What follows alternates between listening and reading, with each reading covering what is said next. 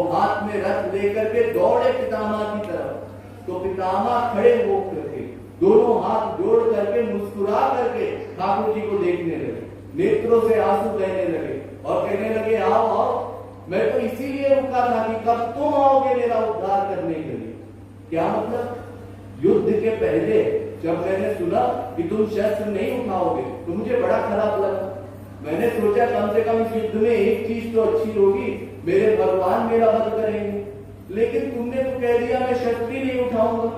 तब मुझे बड़ी निराशा हुई। तो मैंने सोचा, आज जो हरि न शस्त्र गहाऊ, तौला जहूं गंगा जलिनी को, शांतनु सुत न कहाऊ, आज जो हरि न शस्त्र गहाऊ। मुझ पर धिक्कार है अगर मैंने तुमसे शस्त्र नहीं उठवाया। मैंने प्रतिज्ञा की मन में, और तुम जैसे भक्त वत्सल ने मेरी बचकानी बात को पूरा करने के लिए अपनी प्रतिज्ञा तोड़ दी और रथ का पहिया लेकर के खड़े हो गए हो मेरे सामने। कर धरि चक्र चरण की धावनी, नहीं बिसरत वह वाणी। वो क्रोध के वाक्य जो ठाकुर जी ने बोले थे उस समय, वो मुख पर जो आवेश था ठाकुर जी से, बस वो आवेश उनके मन को भा गया और उसी झांकी का ध्यान करते हुए वो लेटे रहे बाणों की शैया पर, उत्तरायण तक इंतजार करते रहे प्राण त्यागने का, केवल उसी झांकी का ध्यान करते हुए, वही रूप ध्यान करते हुए। ये वास्तविक प्रेम है कि प्रियतम की कोई भी छवि हो, वो छवि हमको प्रिय लगे। अतः वैसे ही चातक का हाल है। वो बेचारा पानी का इंतजार करते करते दर दर भटकता है।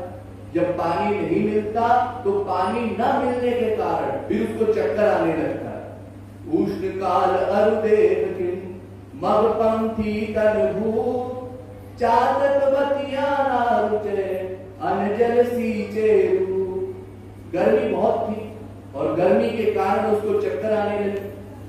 तो जब चक्कर आए तो अनजाने में एक पेड़ पर जाकर के बैठ गए। लेकिन जैसे ही थोड़ा होश आया तो उसने सोचा, इस पेड़ ने मेरे प्रियतम का अपमान किया है। ये तो नीचे के पानी के सींचा गया है ना, इसने मेरे प्रियतम के बरसने का इंतजार नहीं किया, इसलिए मैं इसकी शरण नहीं ले सकता। ये सोच करके उस पेड़ से उड़े। लेकिन कितनी देर उड़ते, फिर थक गए, फिर चक्कर आने लगा, फिर दूसरे पेड़ पर जा बैठे। फिर उसके बाद जैसे होश आया फिर वहां से उड़े। लेकिन कितनी देर उड़ते, फिर जाकर के किसी पेड़ पर बैठ गए और अंजल सींचे रूप के छाया ते मरुधाम। नीचे एक बहेलिया, एक शिकारी निशाना लगाए बैठा हुआ था कि जैसे ही इसके ऊपर कोई पक्षी बैठेगा मैं उसको मार दूंगा। और जैसे ही चातक बैठा उसने बाण छोड़ दिया, बद्यो बधिका, और वो बाण जाकर के भेज दिया चातक को। और नीचे गंगा जी बह रही थी तो वो चातक नीचे गिरा। अब जब गिरने लगा नीचे तो वो सोचता है कि पूरे जीवन मैंने अपने प्रियतम से निष्ठा निभाई, अब मरते समय गंगा जी में गिर रहा हूं, मुक्ति तो पक्की है। लेकिन उसी समय ध्यान आ गया कि अगर मुक्ति स्वीकार कर ली तो प्रेम पर कलंक लग जाएगा। ये जो पूरे जीवन मैंने निष्ठा निभाई है अपने प्रियतम से, वो प्रेम कलंकित हो जाएगा। इसलिए प्रेम पर कलंक ना लगे, इसके लिए मैं मोक्ष भी नहीं चाहता। और उसने उस समय उस कष्ट में भी अपनी चोंच को ऊपर उठाया, गंगा जल मुंह में नहीं जाने दिया और उसी झटके में प्राण निकल गए। तो बद्यो बदिका पर्यो पुण्य जल उल्टी उठाई चोंच, तुलसी चातक प्रेम पट मरतहु लागी न खोज। मरते समय भी अपने प्रेम पर कलंक न लगने पाए, ऐसी भावना। अरे यार यूं समझिए, जैसे एक बार की कथा है कि एक बार एक प्रेमी रसिक थे वृंदावन में। तो रसिक लोगों की क्या अवस्था होती है, जब भावावेश अवस्था में होते हैं तो ध्यान नहीं रहता कि सामने क्या है, कि साइड में क्या है, पीछे क्या है। कई बार चोट लग जाया करती है, कहीं खंबे पे आकर के पड़ गए, कहीं जंगल में भाग गए। तो ऐसे ही एक रसिक ठाकुर जी का ध्यान करते हुए आगे आगे भागे जा रहे थे। भागते भागते जब गहरे जंगल में पहुंचे तो जंगल की झाड़ियों में उनकी जटाएं उलझ गई, लंबी लंबी जटाएं थी। और जब जटाएं उलझी और बाल खींचा, उस समय ठाकुर जी अंदर ध्यान हो गए, ठाकुर जी गायब हो गए। अब उनके बाल सब फंसे हुए थे, वो उसी पोजीशन में अटके हुए, और उसी समय देखते हैं मैं जंगल में हूँ। फिर थोड़ी देर उन्होंने विचार किया, मैं जंगल में क्या कर रहा हूँ, यहाँ भागते हुए मैं आया हूँ, प्रियतम मुझे यहाँ लेकर के आए हैं और इसी पोजीशन में हमको छोड़ गए। इसका मतलब प्रियतम को ऐसे देखने में, हम जिस पोजीशन में है ऐसे हमको प्रियतम जब देखते हैं तो उनको खुशी मिलती है, उनको सुख मिलता है, अच्छी बात है। हम प्रियतम को सुख देना चाहते हैं तो हम प्रियतम के लिए ऐसे ही खड़े रहें, इसी पोजीशन में जटाएं हमारी उलझी रहे, हम ऐसे फंसे रहे, बस ऐसे ही खड़े रहे। अब 1 दिन बीता, 2 दिन बीता, 3 दिन बीता, ठाकुर जी भी देख रहे हैं ये बाबा जी तो हटते ही नहीं, इनको क्या बीमारी है। फिर उसके बाद जब कुछ समय बीता तो ठाकुर जी भेष बदल करके गए, अब रहा नहीं जा रहा है, भक्त इतने दिन से उनके लिए प्रतीक्षा कर रहा है, तो क्या करें, जाना पड़ेगा। तो फिर गए भेष बदल कर और कहे बाबा जी ये आप क्यों इतने दिन से यहाँ खड़े हैं, मैं इतने दिन से देख रहा हूँ आपकी जटाएं उलझी हुई है, इतनी लंबी लंबी जटाएं आपने क्यों रखी। हमारे यहाँ इसीलिए कहावत है ना, नारी कोई गृह संपत्ति नासी तो मूड मुड़ाए भय सन्यासी। आपके पास धन संपत्ति नहीं है, बीवी बच्चे परिवार नहीं है, कोई बात नहीं, मुंडन करवा करके सन्यासी भी हो जाइए, ना बाल की झंझट रहे, ना बीवी बच्चों की झंझट रहे, ना पैसे की झंझट रहे, कोई ना कोई अंधश्रद्धालु भक्त आकर के जबरदस्ती दे जाएगा कुछ ना कुछ, आपका काम बन जाएगा। तो ऐसे ही आप भी मुंडन करवा के रहते, ये इतनी लंबी लंबी जटाएं रखने की क्या जरूरत थी। लेकिन चलो ठीक है, अब जटाएं उलझ गई है तो सुलझाना भी पड़ेगा, कोई बात नहीं, हम सुलझा देते।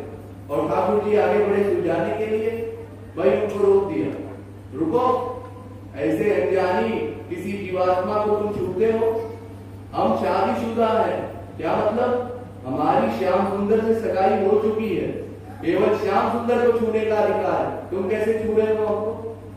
अरे बाबा जी आप तब से बात बनाए जा रहे हैं, हमको अच्छा नहीं लगता आप ऐसे खड़े हैं, इसलिए आपकी मदद करने आ रहे हैं, कोई बात नहीं, तुमको कैसा लगता है हमको फर्क नहीं पड़ता, हमारे प्रियतम को सुख मिल रहा है। वो कहते हैं नहीं मिल रहा सुख, अरे कैसे नहीं मिल रहा, हमको पता है प्रियतम को सुख मिल रहा है। अरे बाबा जी आप तो समझते ही नहीं, क्या करें हम।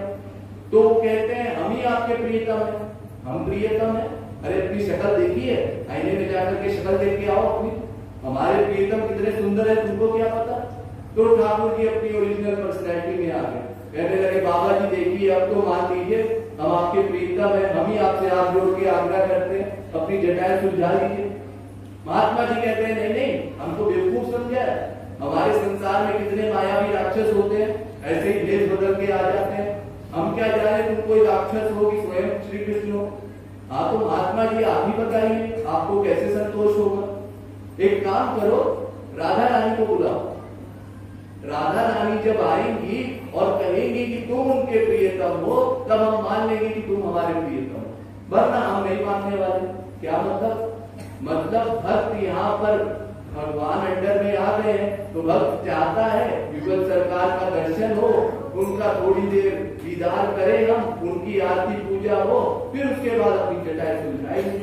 अब फिर राधा रानी भी आई, फिर युगल सरकार के दर्शन किए, फिर उनके चरण धोए, फिर उसके बाद अपनी जटाएं सुलझाए। ये वास्तविक प्रेम है। ऐसा प्रेम अगर कोई व्यक्ति करे कि अपने प्रियतम को ही सुख मिले, हमको दुख मिलता है फिर भी हम दुख झेलेंगे, हमारे प्रियतम को सुख मिलना चाहिए। जब ऐसे लक्ष्य को लेकर के कोई भगवान से प्रेम करेगा, फिर वो प्रेमी, वो भक्त दिन दुगना रात चौगुना तरक्की करेगा भक्तिमान। फिर ये नहीं सोचना पड़ेगा कि हम तो 10 साल से सत्संग कर रहे हैं, हम 15 साल से सत्संग कर रहे हैं, लेकिन अंदर हालत फटीचर ही है, अंदर के काम क्रोध लोगों के विकार बढ़ते जा रहे हैं। ये क्यों बढ़ते जा रहे हैं? इसीलिए बढ़ते जा रहे हैं क्योंकि हमारा प्रेम निष्काम नहीं है,